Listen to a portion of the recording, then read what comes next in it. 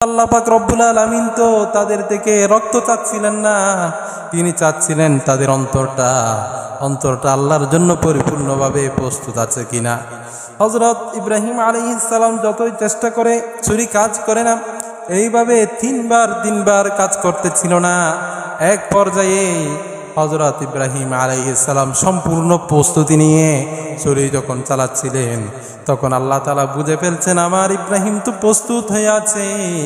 তারপর আল্লাহ পাক রব্বুল আলামিন তার ইশকের মধ্যে জোশ এসে তিনি আসমান থেকে জিবরাইল আলাইহিস সালামকে একটা দুম্বা দিয়ে একটা বেড়া দিয়ে পাঠিয়ে দিলেন।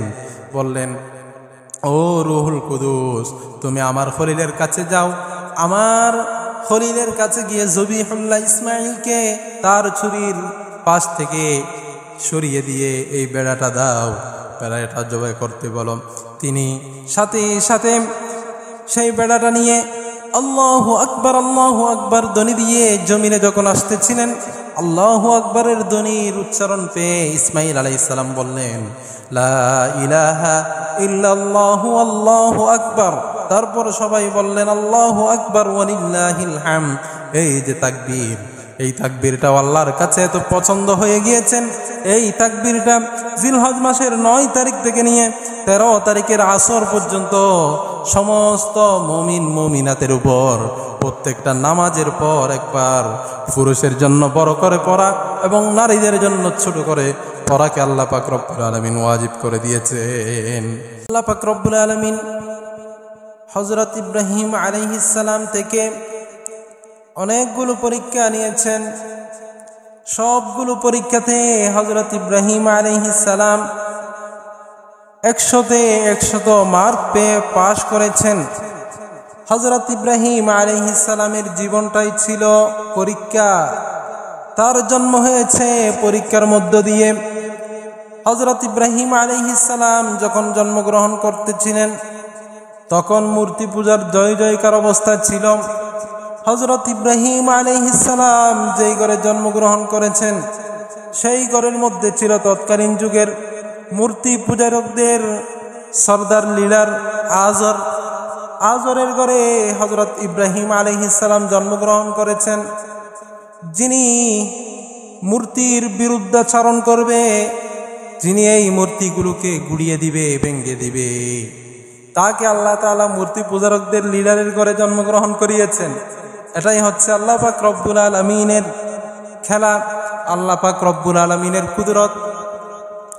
হযরত ইব্রাহিম আলাইহিস সালাম যখন জন্মগ্রহণ করেছেন, তখন তিনি যখন একটু একটু বড় হতে লাগলো, তখন তিনি মূর্তি পূজারকদের বিরুদ্ধাচরণ শুরু করে দিলেন। এক পর্যায়ে তিনি তার ঘরের মূর্তিগুলো সবগুলো ভেঙে ফেলেছিলেন। তারপর তিনি তার ঘরের সদস্যদের সবার তিরস্কারের পাত্র হয়ে গেছেন। সবাই হযরত ইব্রাহিম আলাইহিস সালামকে ধ্বংস করে দেওয়ার জন্য চক্রান্ত চালাতে লাগলো। এমনকি তৎকালীন যুগের নমরুদ হযরত ইব্রাহিম আলাইহিস সালামকে মারার জন্য অগ্নিস্তূপ তৈরি করেছিল। অগ্নিকুণ্ডের মধ্যে হযরত ইব্রাহিম আলাইহিস সালামকে ফেলিয়েছিল। সেখান থেকে আল্লাহ পাক রব্বুল আলামিন হযরত ইব্রাহিম আলাইহিস সালামকে উদ্ধার করেছেন, তার কুদরত প্রকাশ করেছেন। হযরত ইব্রাহিম আলাইহিস সালামের জন্য অগ্নিকুণ্ড আল্লাহ পাক রব্বুল আলামিন ফুল বাগানে পরিণত করে দিয়েছেন। সুবহানাল্লাহ। কবি বলেছেন, কবি ইকবাল বলেন, আজ भी हो जो इब्राहिम का ईमान पैदा, आग को कर सकती है अंदाज़े गुलिस्ता पैदा। ইব্রাহিমী ঈমান আজো আনতে যদি পারো মনে, অগ্নিকেও পরিণত করতে পারো ফুল বাগানে। হযরত ইব্রাহিম আলাইহিস সালামের জন্য অগ্নিকুণ্ড এয়ার কন্ডিশন হয়ে গিয়েছেন।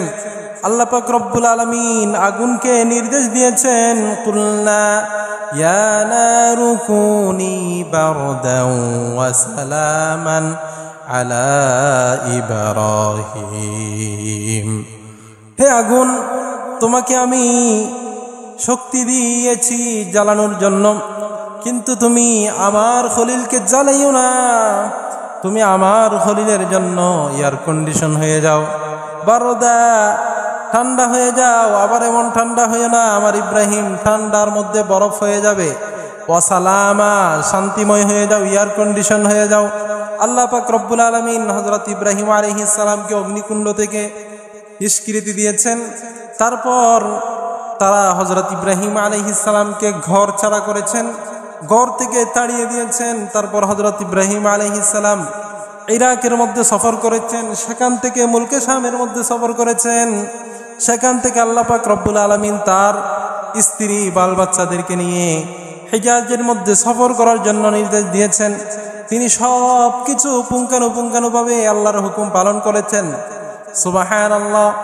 হযরত ইব্রাহিম আলাইহিস সালাম যখন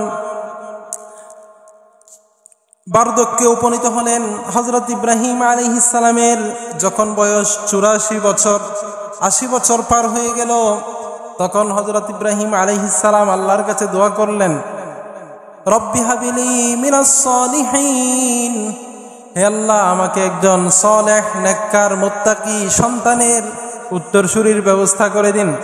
এখানে খেয়াল করেন, হযরত ইব্রাহিম আলাইহিস সালাম দোয়া করেছেন কার কাছে? আল্লাহর কাছে। সন্তানের জন্য আমাদের যদি সন্তানের প্রয়োজন হয় চাইতে হবে কার কাছে? আল্লাহর কাছে চাইতে হবে। কোনো পীর বাবার কাছে, কোনো মাজারের কাছে, কোনো তাবিজ জাত ফুকের মাধ্যমে সন্তান চাওয়া যাবে না। সন্তান চাইতে হবে নেককার সন্তান। শুধু সন্তান চাইলে হবে না। হযরত ইব্রাহিম আলাইহিস সালাম আল্লাহর কাছে সন্তান চেয়েছেন, আল্লাহ তাআলা হযরত ইব্রাহিম আলাইহিস সালামকে সন্তান দিয়েছেন। হযরত জাকারিয়া আলাইহিস সালাম যখন বার্ধক্যে ছিলেন তখন তিনি আল্লাহর কাছে সন্তান চেয়েছেন, তাকে আল্লাহ পাক রব্বুল আলামিন বৃদ্ধকালে ইয়াকুব আলাইহিস সালামকে দান করেছেন। হযরত ইব্রাহিম আলাইহিস সালাম আল্লাহর কাছে দোয়া করলেন, রব্বি হাবিলি মিনাস সালিহিন, হে আল্লাহ আমাকে একজন নেককার সন্তান দেন। সন্তান দেওয়ার মালিককে?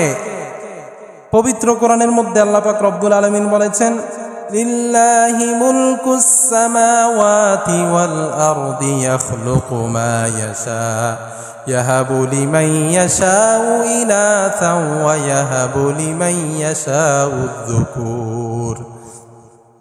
আসমান এবং জমিনের আধিপত্য একমাত্র আল্লাহ পাক রব্বুল আলামিনের। আল্লাহ পাক রব্বুল আলামিন যা কিছু চাই, যখন চাই তখন সৃষ্টি করতে পারেন। ইয়াহাবু লিমান ইয়াশাউ ইনাসা, তিনি যাকে চাই তাকে কন্যা সন্তান দান করেন।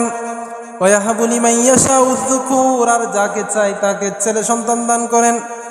আও ইউযাউযুহুম যুকরানা ওয়া ইনাসা, আল্লাহ পাক রব্বুল আলামিন কাকে কাকে ছেলে এবং মেয়ে উভয়টা দান করেন। আও ইউযাউযুহুম যুকরানা ওয়া ইনাসা ওয়া ইয়াজআলু মান ইয়াশাউ আকীমা, কাউকে কাউকে কোনো সন্তান না দিয়ে তাকে পরীক্ষা করেন, বান্দা বানান। সব কিছুর মালিক একজন, তিনি হচ্ছেন আমার আল্লাহ। কাদেরে কুদরত তুদারি বরকামাল, আনতা রব্বি আনতা হাসবি যুল জালাল, আনতা রব্বি আনতা হাসবি যুল জালাল। হযরত ইব্রাহিম আলাইহিস সালাম আল্লাহর কাছে সন্তান চেয়েছেন। আল্লাহ পাক রব্বুল আলামিন হযরত ইব্রাহিম আলাইহিস সালামকে ফাবাশশারনাহু বিগুলামিন হালিম, একজন ধৈর্যশীল সন্তানের সুসংবাদ দিলেন, একজন ধৈর্যশীল সন্তান দিলেন, তিনি হচ্ছেন ইসমাঈল আলাইহিস সালাম। হযরত ইব্রাহিম আলাইহিস সালামের বার্ধক্যের সময় যখন হযরত ইসমাঈল আলাইহিস সালাম জন্মগ্রহণ করলেন, তাকে নিয়ে তিনি মুলকে শামের মধ্যে, মুলকে শাম থেকে হিজাজের মধ্যে, এখন যেখানে মক্কা মদিনা আছে, সেখানে তিনি সফর করলেন। যখন সফর করতেছিলেন আজ থেকে প্রায় 5000 বছর পূর্বে, তখন মক্কা নগরীতে মরুভূমিতে কোনো মানুষ ছিল না, পানি ছিল না, লোকালয় ছিল না, জনমানবহীন একটা প্রান্তর। সেখানে তিনি তার ওয়াইফ, তার আহলিয়া হাজারা এবং তার কোলের শিশু ইসমাঈল আলাইহিস সালামকে নিয়ে সফরে গেলেন। সফরে যাওয়ার পর আল্লাহ পাক রব্বুল আলামিনের পক্ষ থেকে আবার নির্দেশ এলো, ও আমার খলিল, তুমি আবার মুলকে শামের মধ্যে সফর করো। তিনি আল্লাহর নির্দেশ শোনার সাথে সাথে আবার হিজাজ থেকে তার কোলের বাচ্চা এবং হাজারা আলাইহিস সালামকে রেখে চলে যাইতেছিলেন। তখন হাজারা আলাইহিস সালাম তার স্বামী যখন চলে যাইতেছিলেন, তখন তিনি অবাক হয়ে গেলেন, কিরে এরকম জনমানবহীন জনশূন্য এলাকার মধ্যে কোনো খানা পানি নাই, আমাদেরকে কেন রেখে চলে যাচ্ছিলেন? তিনি যখন দেখতেছিলেন তার স্বামী চলে যাচ্ছে, তখন তিনি ইব্রাহিম আলাইহিস সালামকে সম্বোধন করে বললেন, ও আমার স্বামী, এখানে আমাদেরকে একা রেখে দিয়ে কোথায় যাচ্ছেন? তখন হযরত ইব্রাহিম আলাইহিস সালাম বললেন, আমার আল্লাহর নির্দেশ। হযরত হাজারা আলাইহিস সালামও হলেন আল্লাহর প্রিয় একজন বান্দি, তিনি আল্লাহর প্রতি দৃঢ় বিশ্বাসের অধিকারী ছিলেন। তিনি বললেন, ও আমার স্বামী, যেহেতু আল্লাহ পাক রব্বুল আলামিন আপনাকে যাওয়ার জন্য নির্দেশ দিয়েছেন, যেহেতু আমার আল্লাহ বলেছেন, আমার এই বিশ্বাস আছে আল্লাহ পাক রব্বুল আলামিন আমাদেরকে মরুভূমিতে কানা এবং পানিতে মারবে না, তিনি আমাদের জন্য জিম্মাদার হয়ে যাবে। সুবহানাল্লাহ। তাই হয়েছে। হযরত হাজার আলাইহিস সালাম যেই বিসর্জন দিয়েছিলেন, সেখানে সফা মারওয়াতে সাই করেছেন, তার সন্তান ইসমাইল আলাইহিস সালামের জন্য পানির কূপ জমজম কূপ হয়ে গিয়েছেন। আজকের দিনে আল্লাহ পাক রব্বুল আলামিন তাদের কাজগুলো যে এত ভালো লেগেছে, সমস্ত হাজী সাহেবদের জন্য তাদের কাজগুলোকে আল্লাহ পাক রব্বুল আলামিন ওয়াজিব করে দিয়েছেন। সুবহানাল্লাহ। হযরত ইব্রাহিম আলাইহিস সালাম মুলকে শামে চলে গেলেন। তারপর অনেকদিন পর, প্রায় ৮-৯ বছর পর আবার তিনি মুলকে শাম থেকে হিজাজের মধ্যে তার সন্তান এবং স্ত্রীদেরকে দেখার জন্য আসছেন। তখন কোরআন কারীমের মধ্যে এসেছে, ফালাম্মা বালাগা মা'হুস সা'য়া ক্বালা ইয়া বুনাইয়া ইন্নী আরা ফিল মানামি আন্নী আযবাহুকা ফানজুর মাযা তারা। হযরত ইসমাঈল আলাইহিস সালাম যখন তার বাবার সাথে হাঁটা চলা এবং বাপকে সাহায্য করার মতো বয়সে উপনীত হলেন, ৯ বছর কিংবা ১২ বছরে উপনীত হলেন, তখন বৃদ্ধকালে পাওয়া বাচ্চা, তার প্রতি বিশাল মায়া, তার প্রতি বিশাল দয়া, তার সবচেয়ে প্রিয় সন্তান। এখন আল্লাহ পাক রব্বুল আলামিন তাকে দিয়েও বিশাল পরীক্ষা করতে যাচ্ছেন। এমন পরীক্ষা, যেই পরীক্ষা সারা পৃথিবীর কোনো মানুষ থেকে নেই নাই, সেটা হচ্ছে বিশাল একটা পরীক্ষা। এই পরীক্ষাতে হযরত ইব্রাহিম আলাইহিস সালাম পাশ করেছেন। সুবহানাল্লাহ। হযরত ইব্রাহিম আলাইহিস সালামকে জিলহজ মাসের ৮ তারিখ আল্লাহ পাক রব্বুল আলামিন স্বপ্নে দেখিয়েছেন, ইন্নী আরা ফিল মানাম, স্বপ্ন দেখিয়েছেন তিনি তার সন্তানকে জবাই করতেছেন। তখন হযরত ইব্রাহিম আলাইহিস সালাম মনে করলেন হয়তো শয়তানে আমাকে স্বপ্ন দেখাচ্ছেন। তারপর দ্বিতীয় দিন অর্থাৎ ৯ তারিখ আবার দেখিয়েছেন, ১০ম তারিখ রাতে আবার দেখিয়েছেন। ৩ দিন যখন দেখিয়েছেন, তিনি এটা বুঝে নিয়েছেন এটা হচ্ছে আল্লাহ পাক রব্বুল আলামিন রুয়াল আম্বিয়া ওয়াহিয়ুন, আম্বিয়ায়ে কেরামের স্বপ্ন যেহেতু ওয়াহি, এটা আল্লাহ পাক রব্বুল আলামিনের পক্ষ থেকে হয়েছে। আমি আল্লাহ পাক রব্বুল আলামিনের পক্ষ থেকে আমাকে আল্লাহ পাক রব্বুল আলামিন যেই সন্তান দিয়েছেন, এই সন্তানকে কোরবানি করার জন্য বলেছেন। তিনি কোরবানি বাস্তবায়ন করার জন্য সন্তান থেকে পরামর্শ নিচ্ছেন। সন্তানকে বললেন, ইয়া বুনাইয়া, ও আমার আদরের সন্তান, ও আমার প্রিয় বাচ্চা, প্রিয় সন্তান, ইন্নী আরা ফিল মানামি, আমি স্বপ্নের মধ্যে তোমাকে, আন্নী আযবাহুকা ফানজুর মাযা তারা, তোমাকে জবে করতে দেখেছি, ফানজুর মাযা তারা, এখন তোমার রায় কি? হযরত ইসমাঈল আলাইহিস সালাম যেন তেন কোনো নবী নয়, যেন তেন কোনো মানুষ নয়, তিনি হচ্ছেন ধৈর্যশীল, সহিষ্ণু। তিনি তো ঈমানি পরিবেশে গড়ে উঠেছেন, তার পা থেকে তো জমজমের কূপ হয়েছেন। তিনি সাথে সাথে বললেন, ইয়া আবাতি ফাআল মা তুমার, হে আমার পিতা, আল্লাহ রাব্বুল আলামিন যা তোমাকে নির্দেশ দিয়েছেন তা আপনি পুঙ্খানু পূরণ করেন। সাতাজিদুনি ইনশাআল্লাহু মিনাস সাবিরিন, ইনশাআল্লাহ চিরে আমাকে ধৈর্যশীলদের মধ্য থেকে পাবেন। ইনশাআল্লাহ আমি ধৈর্য ধারণ করব। বাচ্চার পক্ষ থেকে রায় পাওয়া গেল, বাচ্চা রাজি হয়ে গেছে এবং পিতাও রাজি হয়ে গেছে।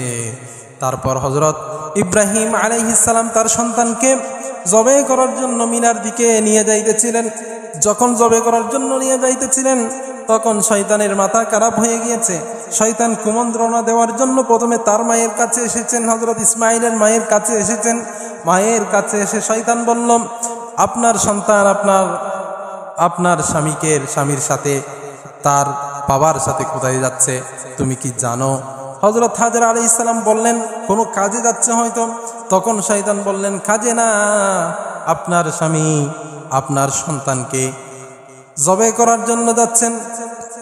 তখন হযরত হাজরা আলাইহিস সালাম বললেন, একজন পিতা কি তার সন্তানকে কখনো জবে করতে পারে? কখনো জবে করতে পারে না।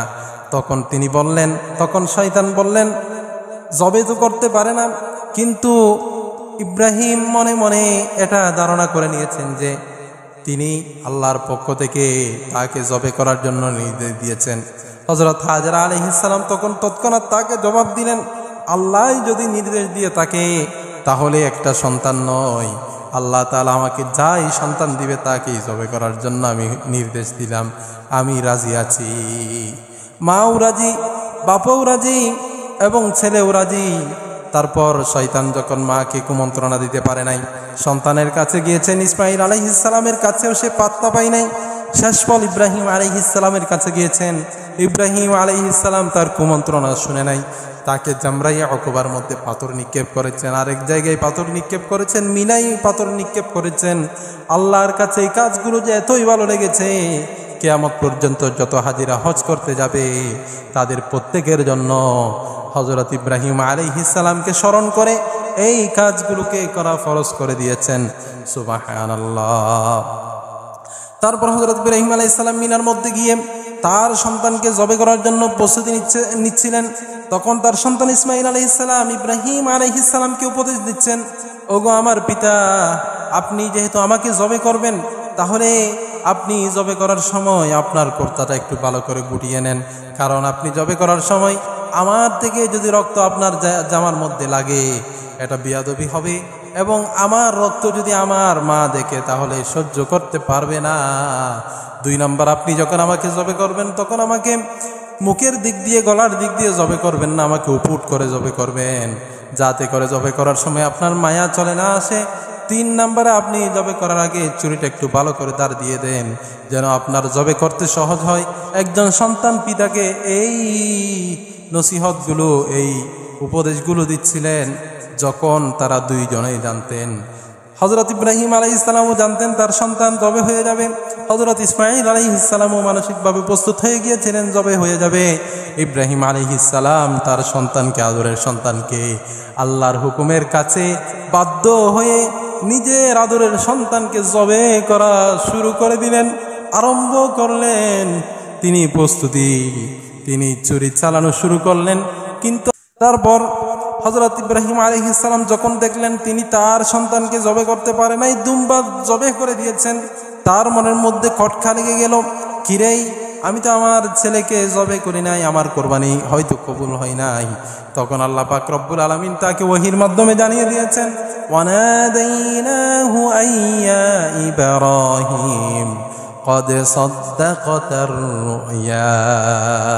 ওগো আমার ইব্রাহিম খলিল, তুমি তোমার স্বপ্নকে, আমার স্বপ্নকে বাস্তবে রূপ দিয়েছো, তুমি পুঙ্খানুপুঙ্খানুভাবে পূরণ করেছো, 100তে 100 মার্ক পেয়ে তুমি পাস করেছো। এই জন্য আমি তোমার এই কাজকে খুশি হয়ে ওয়াতারাকনা আলাইহি ফিল আখিরিন, কাল কিয়ামত পর্যন্ত যত মুমিন মুমিনাত আমার বান্দারা আসবে তাদের উপরে এই কাজকে ওয়াজিব করে দিলাম। এই জন্য হযরত ইব্রাহিম আলাইহিস সালাম কোরবানি করেছেন। তিনি কোরবানি করার মাধ্যমে আল্লাহ পাক রব্বুল আলামিন তার থেকে অন্তর চেয়েছেন। আল্লাহ পাক রব্বুল আলামিন মানুষদের লান ইয়ানালাল্লাহু লুহুমুহা ওয়ালা দিমাউহা, মানুষের টাকা পয়সা, অর্থ সম্পদ, এগুলো আল্লাহ পাক রব্বুল আলামিন দেখে না। জন্তুর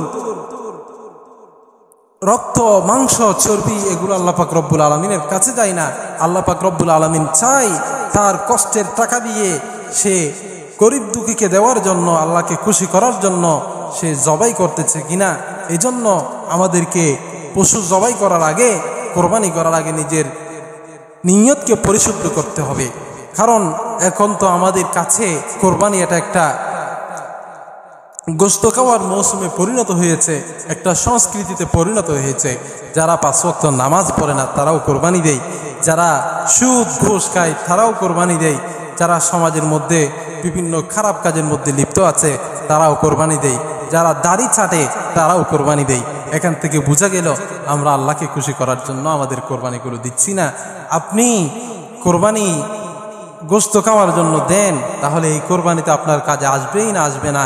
এই কোরবানি কাল কিয়ামতের ময়দানে আপনার জন্য আরো বিপক্ষ সাক্ষী হয়ে যাবে, নাউজুবিল্লাহ। এই জন্য আমাদেরকে কোরবানি করার আগে নিজের আত্মাকে পরিশুদ্ধ করতে হবে। কারণ আল্লাহ পাক রব্বুল আলামিন নিজেই বলে দিয়েছেন, আমার কাছে আমি তো পশু চাই না, আমি চাই মানুষের অন্তর। তারা যেন পশু কোরবানি করার সাথে সাথে তাদের আত্মাকেও কোরবানি করে, নিজের আত্মাকে নিজের প্রবৃত্তির চাহিদা মতো যেন তারা না চলে। এজন্য আমরা কোরবানি করার আগে নিজের আত্মাকে পরিশুদ্ধ করার চেষ্টা করব। আপনি যদি আপনার সামর্থ্য আছে, আপনি যদি কোরবানি তা সত্ত্বেও না দেন, তাহলে আপনার জন্য আল্লাহর হাবিব সাল্লাল্লাহু আলাইহি সাল্লাম ভীষণ কঠোর বাক্য উচ্চারণ করেছেন, মান ওয়াজাদা সাআতান আন ইউযাহিয়া ফালাম ইউযাহি ফালা ইয়াকরাবান্না মুসাল্লানা।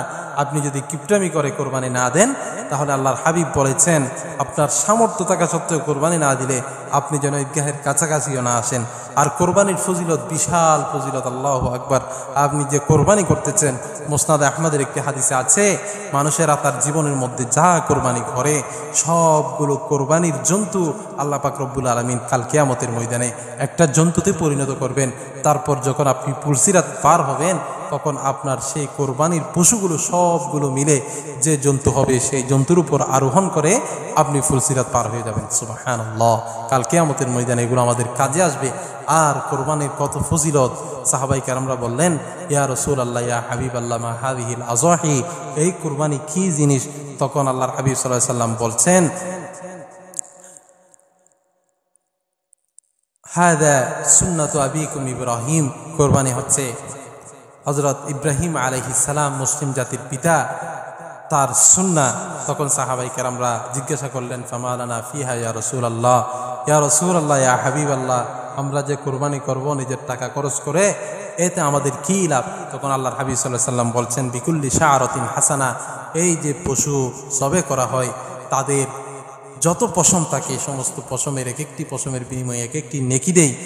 তারপর সাহাবায়ে কেরামরা অবাক হয়ে বললেন, ফাসসুহু ইয়া রাসূলুল্লাহ, ইয়া রাসূলুল্লাহ, ইয়া হাবিবাল্লাহ, ভেড়ার তো কেশের কোনো অভাব নাই, পশমের কোনো অভাব নাই, ভেড়া জবাই করলেও কি আমরা সেই সওয়াব পাবো? তখন আল্লাহর হাবিব সাল্লাল্লাহু আলাইহি ওয়াসাল্লাম বলছেন, আল্লাহর ভান্ডারের মধ্যে কোনো অভাব নাই।